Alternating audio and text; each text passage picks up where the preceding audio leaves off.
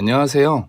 저는 40대 후반의 여자이자 어린 딸아이를 키우고 있는 엄마입니다. 자식을 키우면서 참 많은 일들이 있었는데요. 딸아이가 다운 증후군으로 태어나서 일상이 온전치 못했어요. 다운 증후군 아이들은 심장도 약하고 모든 질병을 일반 아이들보다 훨씬 잘 걸려서 엄마의 손이 항상 필요했답니다. 그래서 다니던 회사를 그만두고 딸아이를 키우기로 마음먹었습니다. 많은 시간을 딸을 위해 헌신하기로 했죠.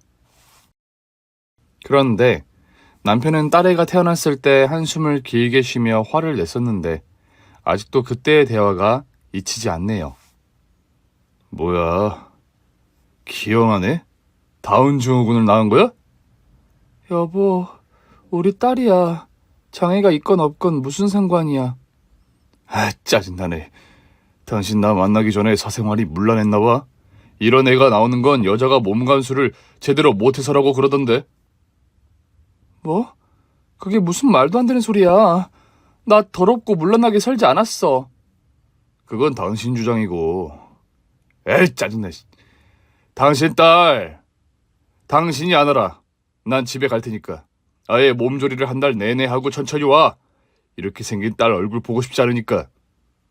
당신 이거밖에 안 되는 사람이었어? 당신 자식한테 그렇게밖에 말 못해? 너도 이상하게 생긴 애 낳아서 기분 안 좋잖아. 좀 솔직해져 봐. 에휴, 내 팔자에 다운 증후군 딸내미라니. 에휴. 그렇게 딸의 얼굴을 처음 보고 막말을 심하게 했었답니다. 그의 태도를 보니 제 딸을 어떻게 키웠는지 예상되시나요? 남편은 딸아이의 얼굴을 한동안 보지 않고 지냈어요. 제가 큰 소리로 화도 내고 어르고 달래며 회유도 해보았지만 갓난아기를 몇 달 동안 안아주지 않았답니다. 저는 이 남자와 더는 같이 살면 안 되겠다 싶어서 이혼을 결정했어요. 여보, 이럴 거면 우리 이혼하자. 나 혼자 아름이 키울게. 뭐? 이혼이라니.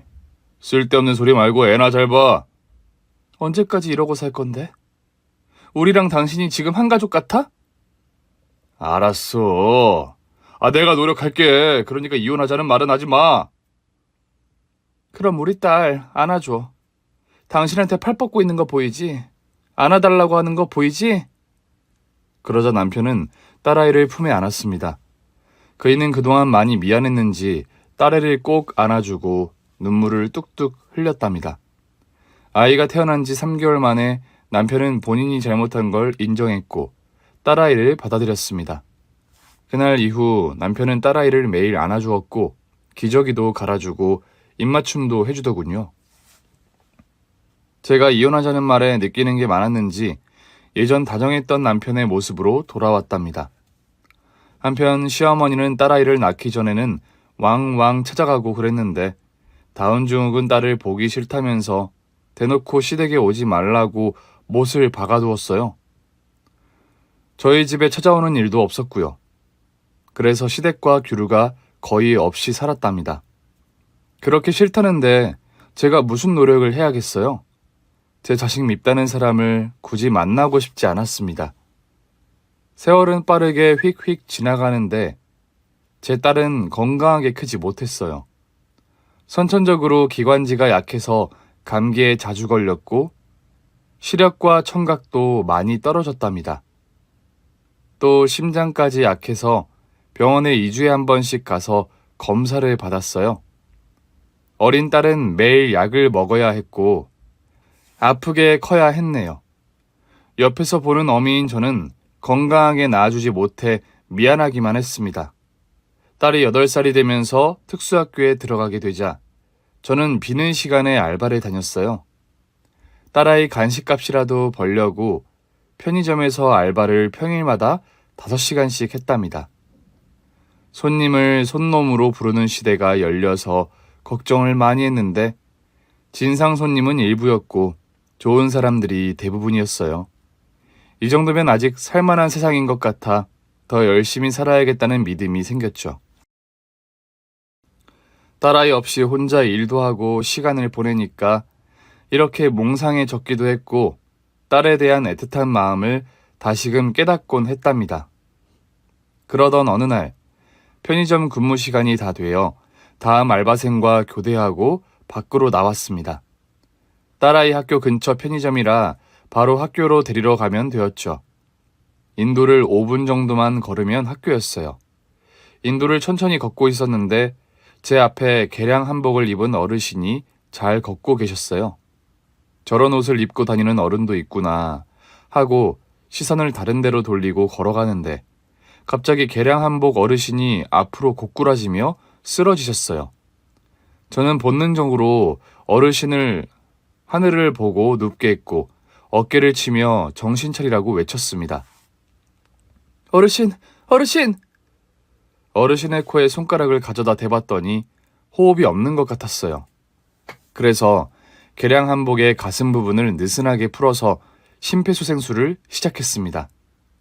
그리고 지나가는 남자에게 119에 신고해달라고 소리쳤습니다. 아저씨! 119에 신고 좀 해주세요! 그리고 수십 번의 가슴 압박을 했답니다. 이윽고 119의 사이렌 소리가 들려오면서 어르신의 숨통이 터져 나왔어요. 여기가 어디요? 어르신 정신이 드세요? 길에 쓰러지셨어요. 지금 구급차 오니까 병원에 가시면 회복하실 수 있을 겁니다. 뭐라고 하시는지 모르겠어요. 어르신 저기 구급대원들이 와요. 다행이에요. 어르신은 연약한 손으로 제 손을 잡으셨습니다. 순간 따스한 온기가 전해지면서 마음이 아팠답니다. 꼭 저를 가족 중 한 사람으로 착각하신 것 같더라고요. 그래서 저는 어르신의 손을 꼭 잡아드리고 들것에 오르자 놓아드렸습니다. 구급대원들에게 잘 부탁드린다고 말하고 저는 저의 딸을 데리러 학교로 향했어요. 좋은 일 한 번 했으니 그날 하루는 내내 기분이 좋았습니다. 딸아이는 그날 학교에서 재밌었는지 이런저런 자랑을 했어요. 엄마, 오늘 1교시에는 종이 접기를 했는데 내가 종이학을 잡았어. 그동안 학 접는 걸 실패했는데 오늘은 성공했다고. 그리고 4교시에는 선생님이 나한테 서서 책을 읽으라 했는데 아주 잘 읽었어. 모르는 글자가 하나도 없었어. 와, 우리 아름이 똑똑하네. 언제 그렇게 많이 배운 거야? 그냥 열심히 하니까 됐어. 오늘은 내가 잘한 게 많으니까 소시지 볶음 해줘. 그런 가공식품은 가급적으로 먹지 말라고 했잖아. 의사 선생님 말씀 잊어버렸어? 아니야. 가끔은 먹어도 된다고 그랬어. 그래. 엄마도 오늘 자랑스러운 일을 했으니까 소시지 볶음 해 먹자.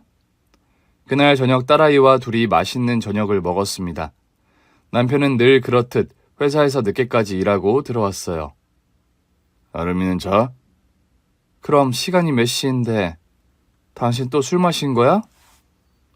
조금 마셨어. 아니, 내 동생이 결혼한다더라. 이번 주말에 엄마 집에 모이기로 했어. 도련님이 결혼한다고? 축하할 일이네. 그런데 아름이를 데려가면 어머님이 싫어하잖아. 우리가 가도 괜찮을까? 가족 될 사람인데 뭐 어때? 신경 쓰지 말고 토요일에 다른 약속 잡지 마. 시동생이 결혼한다는 소식에 주말에 온 가족이 시댁에 모였습니다. 예비 동서는 얼굴도 예쁘고 꾸민 걸 보니 꽤 여유 있는 사람처럼 느껴졌답니다. 시어머니는 늘 그렇듯이 저와 딸에게 웃어주지 않고 무심하게 대하셨어요. 왔냐? 와서 앉아라. 네, 어머님. 오랜만이에요. 아름아, 할머니한테 인사드려야지. 할머니, 안녕하세요. 그래, 오늘은 안녕하다. 아름이 너도 앉아서 밥 먹어라. 예비 동서는 제 딸의 얼굴을 보고 경악하더군요. 다운증후군 맞죠? 이봐요, 애 놀라게 뭐 하시는 거예요? 아, 죄송합니다. 저도 모르게 놀라서. 다운증후군은 처음 봐요. 다운증후군으로 태어난 사람들은 다 똑같이 생겼구나. 텔레비전에서 나오던 애랑 똑같이 생겼네. 저 초면에 너무하시네요. 애 상처받게 무슨 소리를 하시는 거예요? 그런데 다운증후군 애들은 지능이 낮아서 말귀 못 알아듣지 않나요? 내가 왜 놀랐는지 모르지 않을까요? 이 사람이 진짜! 제 얼굴이 시뻘개졌고 주먹을 쥐자 시어머니가 저한테 소리쳤습니다. 야! 넌 그놈의 피해의식 좀 버려라. 다운증후군을 다운증후군이라고 하지 뭐라고 그래? 그냥 신기해서 물어본 걸 가지고 왜 발끈하고 지랄이냐고. 아유 속 터져. 어머님, 혼내야 하는 건 제가 아니라 예의 없는 동서 아닌가요? 예의? 누가 들으면 네가 엄청 예의 바른 애인 줄 알겠구나. 부를 때만 오는 주제에 어디서 예의 타령이야? 그건 어머님이 아름이를 피하려고 하시니까 그런 거죠. 야, 그만 좀 짓거리고 조용히 좀 보내자. 오늘 좋은 날이잖냐?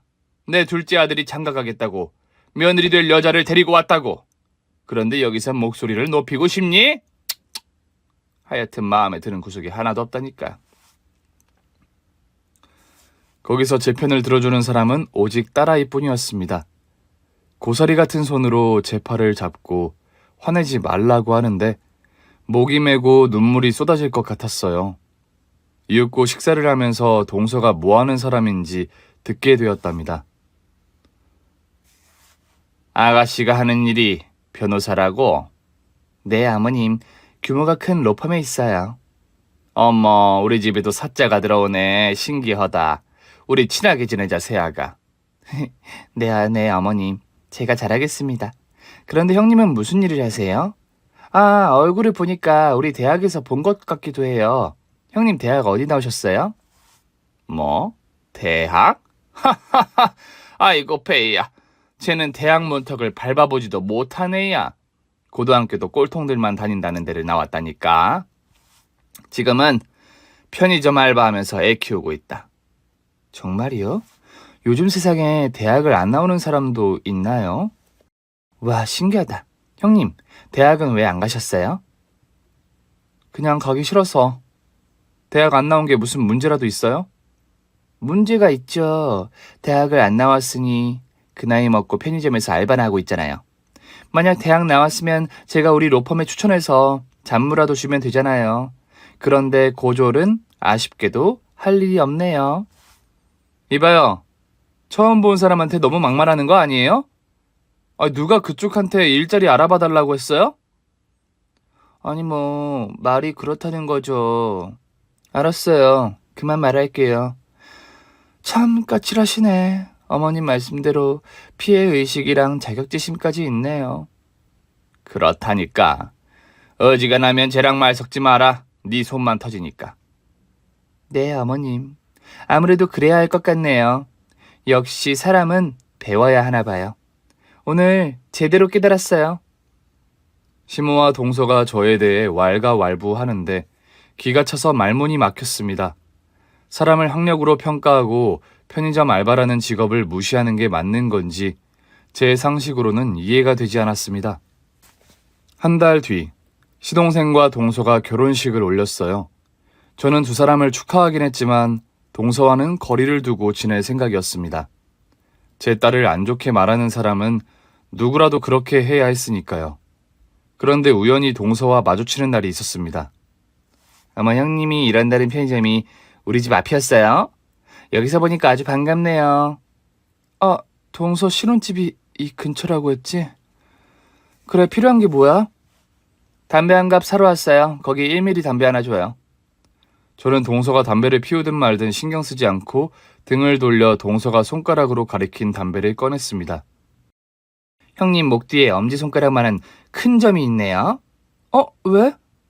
아니, 제가 아는 분도 비슷한 위치에 똑같이 생긴 점이 있거든요. 뭐 형님과는 완전 다른 삶을 사는 분이지만. 4,500원. 나랑 말하기 싫다 이겁니까? 나 손님으로 온 건데 이래도 돼요? 편의점 알바가 손님이랑 말동무까지 해주진 않거든. 담배 샀으면 그만 가봐. 형님, 저한테 이러시면 안 되죠. 제가 직업이 변호사인데 나중에 필요할 때 어쩌시려고 그러세요? 동서, 미안한데 내가 죄 지을 일이 없어서 말이야. 내 딸한테 함부로 대한 사람은 멀리하는 게 나의 신념이거든. 그러니까 담배 샀으면 그만 나가보지. 자격지심이 굉장하시네. 알겠어요. 나가볼게요. 저 여기 자주 올 것 같으니까 싫어도 참으셔야겠어요. 손님으로 올 거면 그냥 물건만 사고 나가면 돼. 오늘처럼 헛소리 짓거리지 말고. 이야, 우리 형님 성깔 있으시네. 그러니까 더 건드리고 싶어지네요. 형님 조심하세요. 이렇게 까불다가 다치는 수가 있어요. 동서가 시비를 자꾸 걸길래 그냥 고개 숙여 인사했습니다. 손님, 저희 편의점을 찾아주셔서 고맙습니다. 안녕히 가세요. 그래요, 안녕히 갈게요. 조심하세요, 형님. 동서가 나가고 다른 손님들이 들어와서 방금 나눴던 대화를 잊어버렸습니다. 저는 퇴근 시간까지 편의점 일에만 신경 썼고 퇴근 후에는 딸아이 학교를 향해 걸으며 아무 생각도 하지 않았어요. 동서는 절 놀리는 게 재밌었는지 하루에 한 번씩 편의점에 들러 담배를 사며 비아냥거렸습니다. 형님, 친정이 산동네라면서요? 거기 다세대 주택에 살았다면서요. 이젠 내 친정까지 욕하려고? 욕이라뇨. 그냥 고생 많이 하셨다고 위로해 드리려고 왔죠. 거긴 서울이지만 서울 같지 않은 촌동네 같잖아요. 사는 게 얼마나 힘드셨겠어요. 아, 그러고 보니까 형님이 다운증후군 아이를 낳은 이유가 그 산동네에서 병균이나 바이러스에 감염돼서 그런 거 아닐까요? 그게 아님, 형님이 걸레처럼 살아서 그런 건데 왜 다운증후군에 낳았을까요? 전자예요, 후자예요? 지금 뭐라고 그랬어, 동서? 진짜 혼나고 싶어? 그러자 동서는 입이 귀에 걸린 채 낄낄거리며 웃더군요. 사람을 괴롭히며 희열을 느끼는 사이코패스 같았습니다. 저는 이성을 찾으려고 노력하며 애써 억지 미소를 지었습니다. 동서, 자네가 이렇게 정신 나간 사이코패스로 태어난 게 친정 부모가 문란한 생활을 했나 봐. 아니면 동서가 친구 하나 없이 왕따를 당해서 그걸 아무한테도 돌려주려고 이러는 건가? 뭐라고요? 이 여자가 돌았나? 감히 변호사한테 모욕을 해? 너는 감히 편의점 알바한테 모욕을 하냐? 그렇게 까불다가 큰 코 다칠 수가 있어. 가난하고 못 배우고 못난 이 자식 낳아서 시댁에 인정 못 받고 사는 여자야.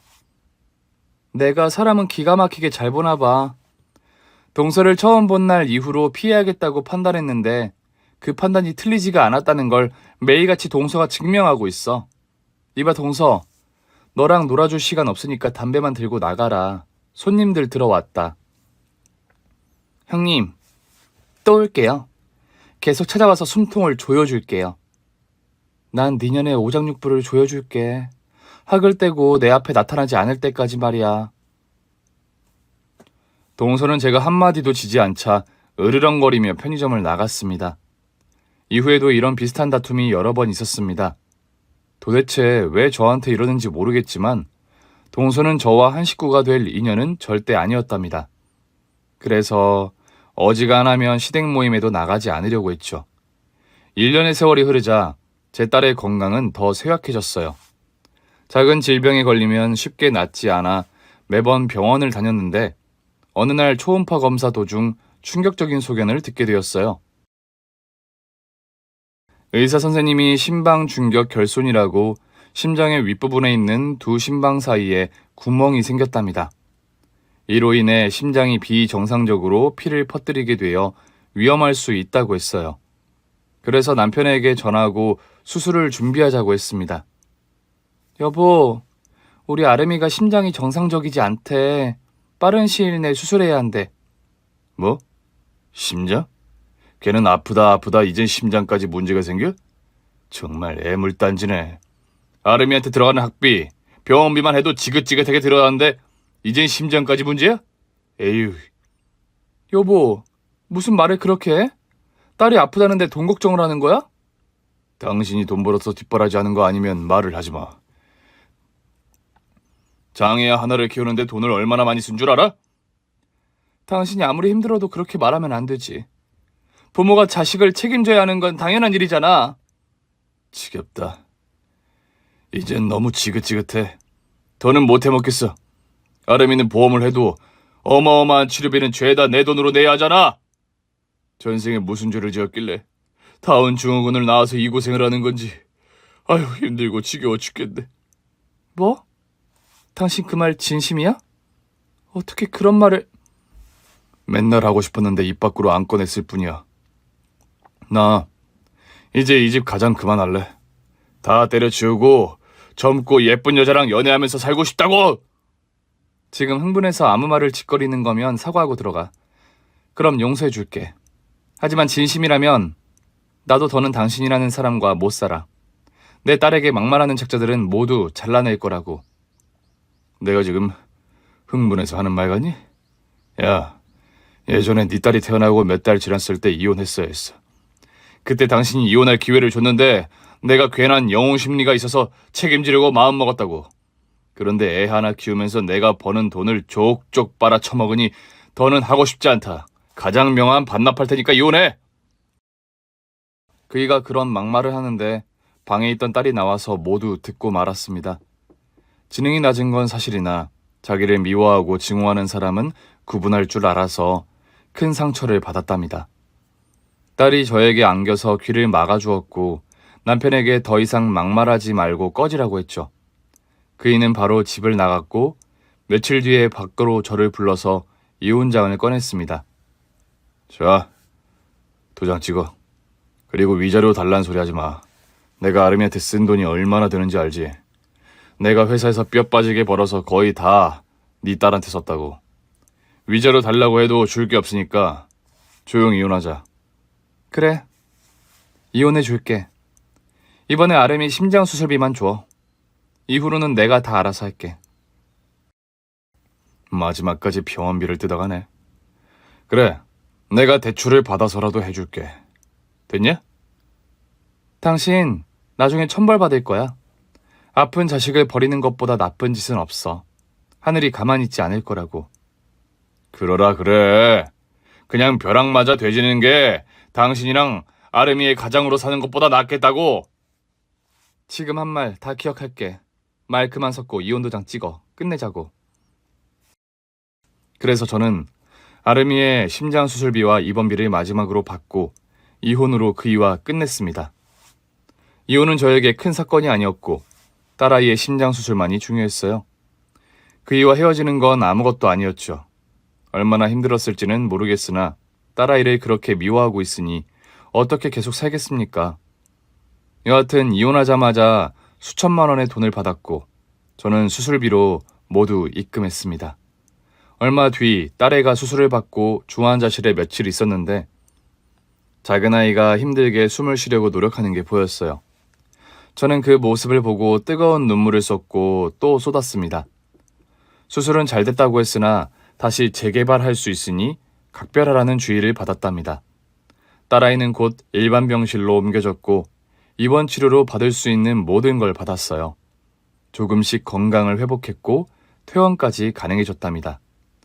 이야기를 쓰면서 구독자분들이 왜 이렇게 많이 아픈 거냐고 궁금하실 수 있는데 다운 증후군으로 태어난 아이들은 선천적으로 몸이 약하답니다. 그래서 병원에 수시로 가서 검사를 받아야 해요. 보통 아이들이 아픈 것과는 차원이 다를 정도로 알아주시길 바랍니다. 딸아이가 퇴원하고 한동안 학교에 보내지 않고 홈스쿨을 시도했어요. 아무래도 언제 아플지 모르고 비상 상황이 생기면 바로 대처해야 하기 때문에 제가 하루 종일 데리고 있기로 했죠.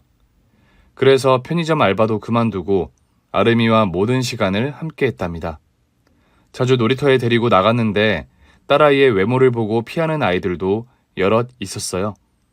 아이들이 아무것도 모르고 다르게 생겼으니 그런 행동을 하는 걸 가지고 화를 내진 않았답니다. 그런데 한 해 엄마가 자기 아들에게 저희 아름이와 친하게 지내라고 조언해 주는 걸 듣게 되었어요. 서준아, 아름이도 똑같은 어린이야. 틀린 게 아니라 조금 다른 거라고. 그러니까 친구로 지내야 해. 가서 그네 밀어줘. 그러자 그 아이가 먼저 제 딸에게 다가와 다정하게 그네를 밀어주며 친구 사이가 되었답니다. 서준이 어머님, 고마워요. 다들 우리 딸을 피하느라 바쁜데 이렇게 마음 열어주셔서 감사합니다. 무슨 말씀이세요? 당연한 가르침을 준 거예요. 다른 엄마들이 무개념하게 굴어서 짜증났죠? 그냥 무시하고 말아버리세요. 저도 그러고 싶지만 저희 자체가 피해를 주는 것 같은 기분이 들어요. 저랑 아름이 때문에 놀이터에 나오지 못하는 것 같아서 이렇게 나오기가 꺼려져요. 별 걱정을 다 하시네요. 사방에 깔린 게 놀이터예요. 절이 싫으면 중이 떠나야 하는 거 모르세요? 참 좋으신 분이네요. 고맙습니다. 고맙다는 말씀 좀 그만하세요. 아, 그러지 말고 이따가 저희 집에 오실래요? 서준이랑 아름이가 같이 장난감 가지고 놀게 해주는 게 어떨까요? 정말요? 이런 제안을 처음 들어봐서 설레네요. 제 대답은 좋습니다. 정말 친절하시네요, 서준 어머님. 그렇게 좋은 인연을 만나게 되어 제 딸에게도 친구가 생겼답니다. 서준이는 제 딸의 얼굴을 보는 걸 꺼리지 않았고 눈을 꼭 마주치며 말했어요. 이런 친구가 한 명 생겼으니 다른 무엇도 부럽지 않았습니다. 아이들은 날이 갈수록 친해졌고 저 또한 서준이 엄마와 말을 놓을 정도로 친해졌답니다. 이혼 후 남편과 시댁 식구들을 잊고 살았는데 몸을 회복한 아름이를 학교에 데려다주는 길에 동서와 자주 마주쳤습니다. 로펌 출근 시간과 겹쳐서 그랬던 거죠. 아, 형님이네. 아니지, 이제 이혼했으니 다르게 불러야 하나? 제이씨, 요즘 살만해? 그걸 왜 네가 신경 쓰는데? 그냥 너 갈 길이나 가라. 제발 아른 체 좀 하지 말고. 에이, 아무리 그래도 동서 사이였는데 모른 척 할 수 있나? 아름아, 너 건강해졌구나? 학교 가는 길인가 보네. 요즘은 뭘 배우니? 초등학교 2학년이면 구구단 할 줄 알아? 또 뭔데? 조롱하려고 그러는 거야? 조롱이라니. 작은 엄마가 구구단을 좀 봐주려고 하는 것뿐이야. 아름아, 36에 뭐야? 아직 3단을 안 배웠나? 2학년이면 기본인데. 아, 특수학교라 수준이 안 돼서 모르는구나. 18. 뭐라고? 너 지금 뭐라고 한 거야? 36에 18, 18, 18. 딸아이가 큰 소리로 외치자 사람들 시선이 집중되었습니다. 그리고 동서는 진땀을 흘렸어요. 동서, 내 딸이 좀 똑똑하지? 36에 18이라고 알려줬잖아. 그러니까 정답인 18을 들었으면 그만 가봐. 작은 엄마 36에 18, 29, 18. 나 잘하지? 애미나 딸이나 똑같네. 내가 기분 역 같은데 길바닥이니까 참는다. 제이씨, 딸 교육 잘 시켜야겠어. 꽤 싸가지가 없는 것 같아. 내 딸은 아주 착하니까 너나 싸가지 챙겨. 36에 18. 그렇게 구구단으로 복수를 해주니 속이 시원했습니다. 이후에도 동서가 길 가다가 말을 걸으면 받아치고 학교에 갔어요. 그런데 몇 달 뒤 제 딸의 심장에 또 문제가 생겼어요. 학교에서 코피를 쏟고 쓰러졌다는 연락을 받고 급히 구급차를 불러 병원에 데려갔는데 심장이 또 제 기능을 하지 못한다고 하더군요. 의사 선생님은 인공심장 이식 수술을 해야 할 것 같다고 하셨어요. 저는 선생님을 믿고 딸을 수술실로 보냈습니다. 그런데 수술 후 뭐가 잘못된 건지 아름이가 회복하지 못했어요. 인공심장이 어린아이에게 맞지 않았던 걸까요? 의사 선생님은 난감해하며 제 수술을 해보겠다고 하더군요. 엄마인 저는 딸을 수술실에 너무 자주 보내는 것 같아 가슴이 찢어질 것 같았습니다. 그래도 살리려면 수술을 결정해야 해서 수술 동의서에 사인했답니다. 제 수술까지 몇 주의 시간이 있어서 지쳐있는 딸아이 옆에 꼭 붙어 있었습니다. 어느새 통장의 잔고는 바닥이 났고 당장 병원비와 곧 있을 수술비까지 걱정됐습니다. 카드는 연체가 되어 막혀버렸고 대출을 받으려고 해도 신용이 안 돼서 돈을 빌리지 못했답니다. 수천만 원의 돈이 필요하니 손 빌릴 곳을 찾으려고 했어요. 이혼한 남편에게 마지막 부탁이라고 전했더니 딱 잘라 거절했고 시어머니는 말할 것도 없이 문전박대를 했어요. 당장 딸아이의 생명을 구하는 게 우선이었으니 마지막 지푸라기라도 잡는 심정으로 동서를 찾아가기로 했습니다. 제가 아는 사람 중 가장 능력이 있었으니 돈을 빌려보려고 로펌을 찾아갔답니다. 로펌 로비에서 직원에게 동서의 이름을 댔더니 제 뒤에서 동서가 걸어 들어왔습니다. 어머나, 이게 누구야? 형님, 아니 제이씨, 내 회사에는 웬일이야? 동서, 점심 먹고 들어오는 길인가 봐? 동서? 참나. 갑자기 변호사 필요한 일이 생겼어? 왜 친절하게 구는 거지? 3618을 떠올리면 아직도 승질이 난다고. 이 아줌마야, 여기 왜 왔어? 동서 본론만 말할게. 내 딸이 인공심장 이식 수술을 했는데 상황이 좋지 않아. 곧 재수술을 들어갈 건데 돈이 좀 필요해. 수술비가 수천만 원이나 해서 당장 돈을 구할 곳이 없어. 동서한테 부탁하려고 왔어. 시고 이 아줌마 봐라. 돈 필요해서 나를 찾아온 거야? 이봐 제이씨. 당신이 돈 달라고 하면 내가 여기 있습니다 형님 하고 돈을 바칠 거라 생각했니? 동서, 나한테 쌓인 게 있으면 용서해줘. 여기서 무릎 꿇고 빌라고 하면 얼마든지 그렇게 할게. 그래, 그럼 해봐. 무릎 꿇고 빌어보라고. 그래서 저는 주저하지 않고 로펌 로비의 대리석 바닥에 무릎을 꿇고 동서에게 돈을 빌려달라고 사정했습니다. 동서 이렇게 빌게. 내가 다 잘못했어. 우리 아름이 좀 살려줘. 다운증후군 애 하나 살리겠다고 이렇게 굽실거리는 거야? 이봐, 그만한 돈을 내가 왜 빌려주냐? 그냥 니년한테 굴욕감을 주려고 시켜본 거야. 경비원, 이리 와봐. 여기가 무슨 시장판이야? 왜 잡상인을 출입시켜? 당장 이 여자 내보내. 그 순간 젊은 경비원 둘이 제 양팔을 잡고 일으켰습니다. 동서, 제발 부탁이야. 병원비 좀 빌려줘. 내가 무슨 수를 써서라도 갚을게. 아이씨, 재수 없으려니까. 입 닥치고 꺼져라.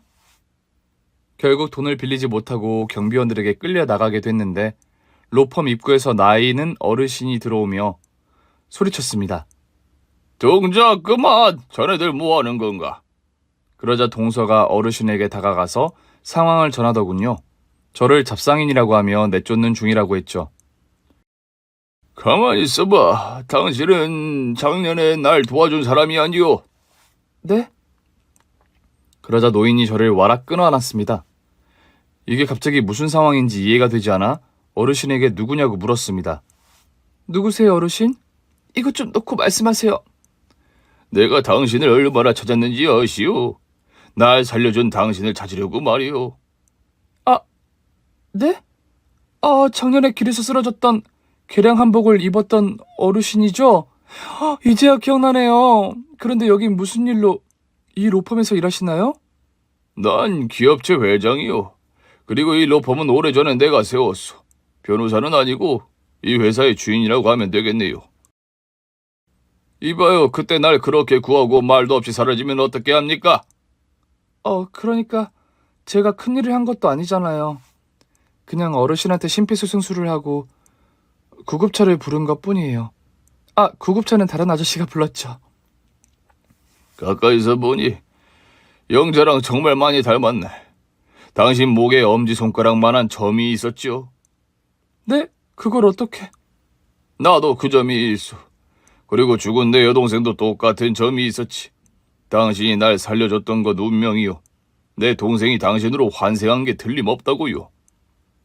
어르신, 제가 잘한 일이긴 한데 환생이니 여동생이니 조금 납득하기 힘든 말씀을 하시네요.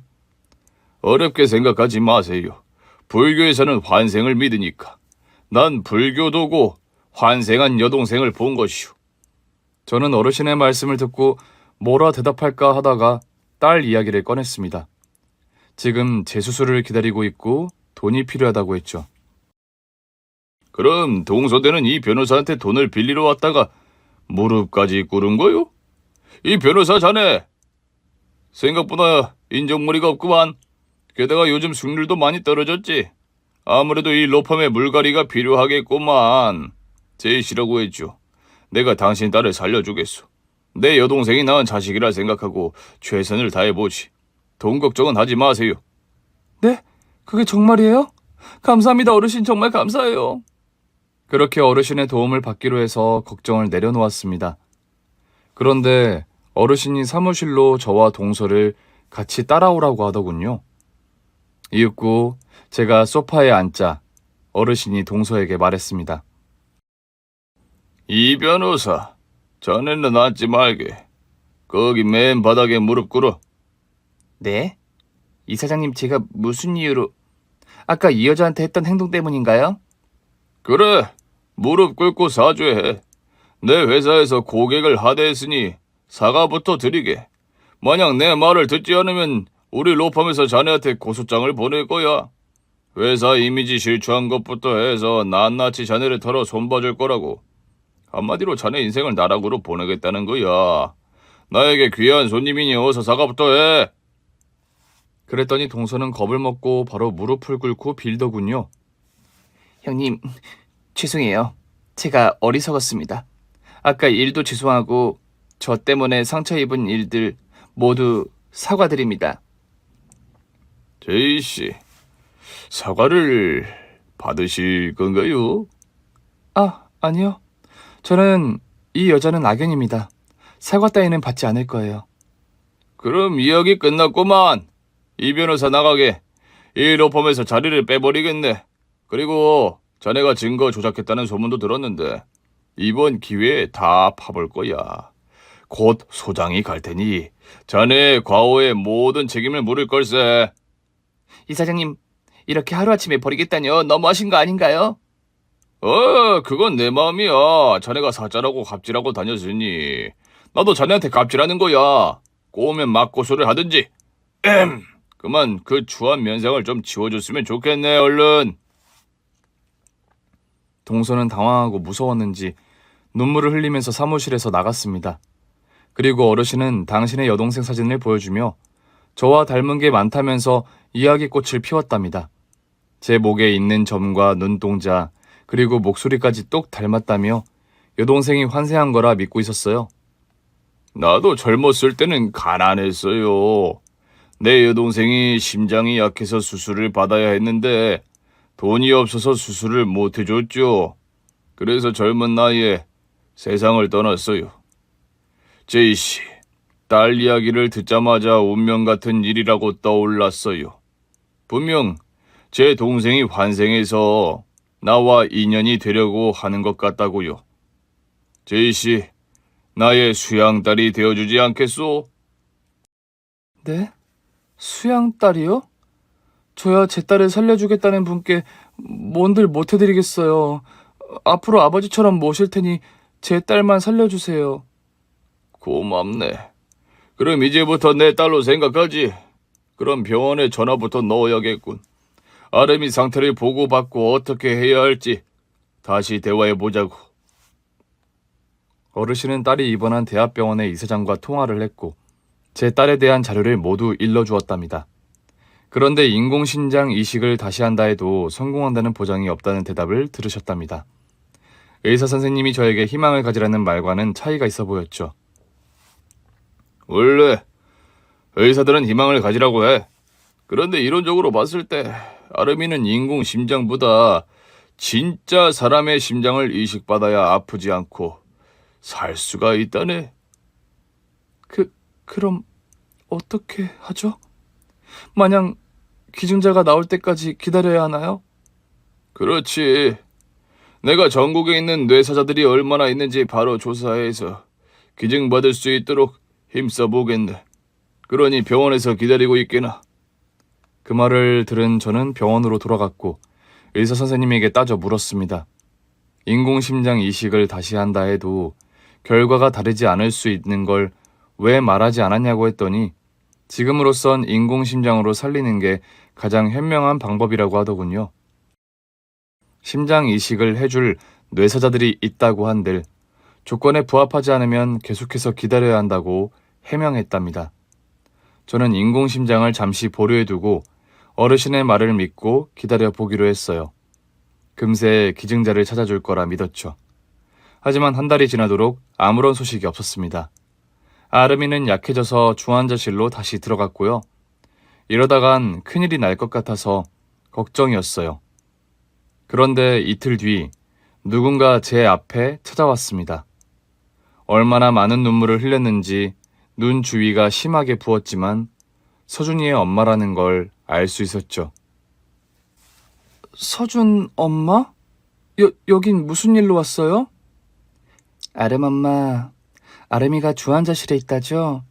심장 수술이 시급하다고 들었어요. 아니, 그걸 어떻게 하셨고, 이 병원에는 웬일이에요? 설마 서준이가 다치기라도 한 거예요? 아들이랑 장난감을 사고 집으로 돌아오는 길에 급발진 차량이 인도로 달려들었어요. 순식간에 제 아들이 사고를 당했죠. 저는 이렇게 멀쩡한데 아무튼 제 아들은 지금 뇌사 상태예요. 가망이 없다고 합니다. 세상에 어떻게 그런 일이. 아름 엄마, 우리 서준이 심장을 아름이한테 주고 싶어요. 의사를 불러 검사까지 다 해봤는데 이식이 가능하답니다. 네? 지금 그게 말이 돼요? 서준이한테 신락 같은 희망이 있을 거예요. 기다려봐요. 아니요. 벌써 뇌사 판정 받았어요. 아름 엄마, 우리 아들 심장을 아름이에게 줄래요? 서준이도 그러길 바라고 있을 겁니다. 난 모르겠어요. 우리 딸을 친구로 받아준 서준이를... 괜찮아요. 받아주세요. 그럼 서준이가 아름이를 통해 살아갈 수 있는 거잖아요. 우리 서준이가 아름이 말고도 다른 친구들을 구하고 떠날 거예요. 4명의 아이들을 살리고 떠날 거라고요. 서준이 엄마는 기증으로 통해 제 딸까지 5아이를 살리겠다고 확언했습니다. 저는 서준이 엄마에게 감사하면서도 미안했고 또 서준이가 세상을 떠나게 되어 슬퍼서 부둥켜 안고 오열했답니다. 그렇게 하루가 지나고 제 딸이 서준이의 심장을 받게 되었습니다. 수술은 성공적이었고 심장에 아무런 문제가 없을 거라고 했어요. 서준이 엄마가 아무런 대가를 바라지 않았지만 저를 도와주는 어르신이 크게 보답해 주셨습니다. 서준 어머님, 우리 손녀를 살려줘서 고맙소. 내가 가진 게 돈밖에 없는 노친네라. 보답을 돈으로만 해야겠군요. 어제 직원을 시켜 서준이 이름으로 통장 하나를 개설했어요. 이 통장을 받아주시구려. 서준 엄마는 거절했지만 어르신이 무조건 받으라고 고집을 부리셔서 수십억이 든 통장을 받았답니다. 그리고 제 딸의 수술비와 입원비, 그리고 앞으로 살아갈 아주 좋은 대저택까지 마련해 주셨어요. 저를 진짜로 환생한 여동생으로 여기고 있었답니다. 저는 염치 없긴 하지만 자존심 따위는 예전에 버렸으니 감사하게 받았네요. 딸이 태어나고 대저택으로 이사했고 어르신이 이틀에 한 번씩은 들러주셨습니다. 여동생과 못다한 추억을 저와 만들고 싶다 하셔서 자주 어울렸답니다. 제가 벼락부자가 되는 한편 그 사이 동서는 로펌에서 해고당하고 소송까지 당해서 골치 아픈 상황에 부닥쳤습니다. 시동생 역시 동서의 소문으로 회사에서 권고사직을 당했고요. 또 남편도 아무 이유 없이 회사에서 잘렸다고 합니다. 시댁이 하루아침에 처절하게 망하게 되었죠. 이 모든 것들은 제 양아버지인 어르신이 해준 것들이었어요. 사회에서 영향력이 있고 권력이 있어 저와 아름이에게 함부로 대한 것들에게 벌을 주신 거랍니다. 시댁 형제는 회사에서 잘리고 사업을 시도했는데 역시나 양아버지가 싹 다 막아버려서 1년 만에 완전히 패가망신하고 말았답니다.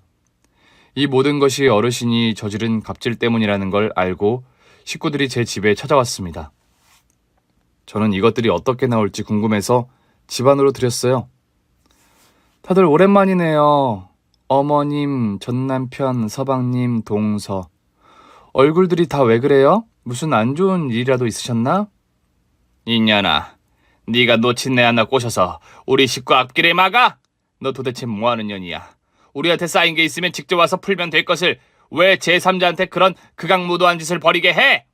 애들 다 밥줄이 끊겨서 할 수 있는 일이 없다고. 여보, 나 회사에서 잘린 이유가 윤리와 도덕이 형편없다는 거야. 내가 아픈 자식과 마누라를 버린 개망나니로 소문이 나서 잘렸다고. 솔직히 나도 할 만큼 했잖아. 힘들어서 가장 노릇을 포기한 거 몰라? 당신이 한 게 뭔데? 돈 벌어다 준 거? 아름이가 나만의 딸이야? 당신 딸이기도 하잖아. 그럼 나한테 돈 벌라고 하고 당신이 아름이를 돌봤으면 됐잖아. 다 뿌린 대로 거둔 거야. 이 짐승보다 못한 놈아. 너 동물의 세계는 봤니? 거기 나오는 짐승들도 자기 자식은 귀하게 여기더라. 너보다 훨씬 나은 존재들이라고. 제가 따끔하게 일침을 가하자 전 남편은 한숨을 쉬더니 말을 걷었고 동서가 쓰레기 같은 주둥이를 오픈했습니다. 형님, 나는요? 내가 형님한테 무슨 큰 잘못을 했다고 변호사 사무실도 못 차리게 만들어요? 이사장이 내 뒤를 제대로 떨었어요. 그 전에 증거를 조작한 거 죄다 걸렸다고요. 지금 변호사협회에서 저한테 자격 정지 소송을 하고 있다고요. 소송 중에는 변호사 짓을 못한단 말이에요. 아, 그거 역시 양아버지가 해주신 일이야. 나와 내 딸을 조롱하고 수치심을 준 니년에게 똑같이 되갚아 주신 거야. 하, 이년 웃기네. 그 노친네한테 무슨 짓을 한 거야? 침대에서 얼마나 크게 만족시켜줬으면 이렇게까지 하는 거냐고? 뭐? 뭐 눈에는 뭐만 보인다더니. 나랑 양아버지는 부녀 사이지 연인 사이가 아니야. 너 같은 속물은 이해하지 못하는 관계라고.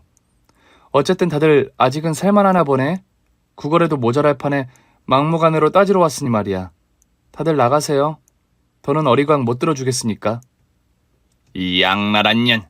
네가 빙신 자식을 낳지만 않았어도 내가 그렇게 모질게 굴진 않았을 거다. 빙신? 이 발망구 말 조심해. 이기적이고 썩을 잡종년아.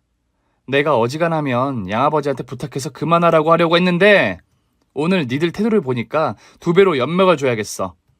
탈탈 털어서 빙신 등신으로 만들어서 시궁창 지옥으로 보내버리겠어. 그렇게 단언하자 내 식구가 동시에 저에게 달려들더군요. 그 순간 방에 배치되어 있던 경호원 6명이 뛰어나와 저를 보호하고 시댁 식구들의 팔다리를 꺾고 무릎을 꿇렸습니다. 이거 아주 웃기는 년일세. 경호원까지 쓰면서 사는 거야? 팔자가 늘어졌구만. 그래, 팔자가 늘어졌지. 그럼 지금부터 부잣집 여자가 어떻게 혼내주는지 보여줄게. 경호원들이 4사람을 붙잡고 있어 싸대기를 수차례 날려주었습니다. 그리고 경호원 하나가 무섭게 들통 하나를 들고 왔어요. 저는 바로 뚜껑을 열어 4사람 머리 위에 똥물을 뿌려줬습니다. 아, 이게 뭐야? 똥이야? 냄새. 정신나간 년이 뭐하는 짓이야? 그거 니들한테 주려고 오물 처리장에서 가져온 거야. 니들한테 제일 어울리는 벌이 뭔지 생각하다가 이 똥물이 떠오르더라고. 어때, 맛이 더럽지? 니들 인성이 똑같으니까 욕해봤자 니들 얼굴에 침 뱉기밖에 안 돼. 불하다. 야, 우릴 이렇게 만들었으니 내 며느리한테 고소 취하고 아들들 앞을 막지 말라고 전해 그 노인네한테 말해주라고. 아, 양아버지? 여기 계셔. 아버지 나와보세요. 이것들이 아버지한테 할 말이 있다네요. 그러자 양아버지가 방에서 걸어 나오셨습니다. 똥물까지 끼얹었으니 앞날을 반성하고 살게나. 앞으로 험난한 고생길을 걸으며 자신의 잘못을 뉘우치고 깨달음을 얻으라고 우리 부처님께서 마지막으로 주는 선물이니 실컷 고생하며 살아라. 저 노친네가 돌았나? 무슨 부처 타령을 하고 있어? 야, 노친네야, 우리 애들 앞길을 막지 마. 더럽고 추악하게 뭐하는 짓이야? 추악한 건 자네들일세. 고행을 떠나 새 사람이 되지 못하면 평생 그 똥물 같은 인생을 살 거야. 나무아비탑을 관세음보살. 모두 쫓아내! 그렇게 시댁 식구들은 똥물을 온몸에 칠한 채로 경호원들에게 끌려나갔습니다. 이후 시댁 식구들은 뉘우치기는커녕 변호사 동서의 머리에서 나온 보이스피싱 사기극을 펼치다가 다같이 감옥에 가게 되었답니다. 감옥에서 교화가 될지 모르지만 복수는 아주 제대로 해주었네요. 지금 제 딸과 양아버지와 잘 지내고 있는데요. 가끔 제가 환생한 양아버지의 여동생인 생각도 듭니다. 꿈을 꾸었는데 제가 임종전 오빠의 얼굴을 어루만지는 장면도 보았고요. 뭐가 어찌되었든 저의 인생은 탄탄대로가 되었고 딸아이는 서준이의 심장 이식을 받은 이후로 아픈 곳 하나 없이 잘 자라고 있답니다.